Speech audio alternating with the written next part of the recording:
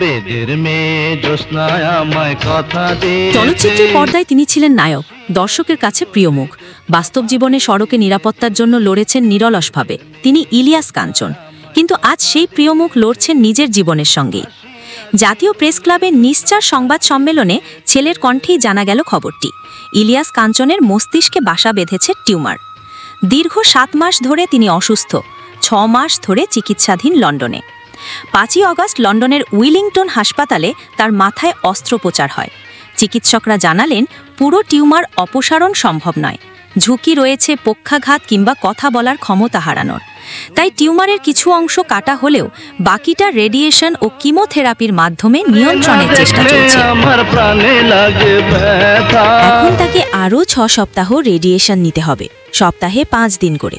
তারপর 4 সপ্তাহ পর্যবেক্ষণে থাকবেন চিকিৎসকদের কাছে। সবকিছু ঠিকঠাক থাকলে তবেই তিনি দেশে ফিরতে পারবেন। কেন এতদিন খবরটি গোপন রাখা হলো? নিশ্চার পক্ষ থেকে জানানো হয়, পরিবার চায়নি অসংখ্য ফোন ও খোঁজ খবর চিকিৎসার পথে বাধা হয়ে দাঁড়াক। কিন্তু অক্টোবর মাস নিরাপদ সড়ক আন্দোলনের কর্মসূচির মাস। সেই কর্মসূচি থেমে না যাক তাই এখনই জানানো হলো। অভিনয়ের দুনিয়ায় ইলিয়াস কাঞ্চনের যাত্রা শুরু 1977 সালে বসুন্ধরা চলচ্চিত্র দিয়ে। এরপর বেদের মেয়ে তাকে নিয়ে যায় জনপ্রিয়তার শীর্ষে। কিন্তু 1993 সালে এক সড়ক দুর্ঘটনায় স্ত্রীকে হারানোর পরেই জীবনের মোড় ঘুরে যায়। তিনি নেমে পড়েন আন্দোলনে, গড়ে তোলেন নিরাপদ সড়ক চাই। আজ সেই মানুষটি হাসপাতালের বেডে জীবনের সঙ্গে যুদ্ধ করছেন।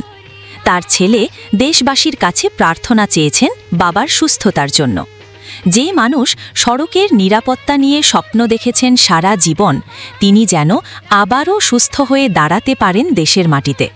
এটাই এখন লাখো মানুষের প্রার্থনা।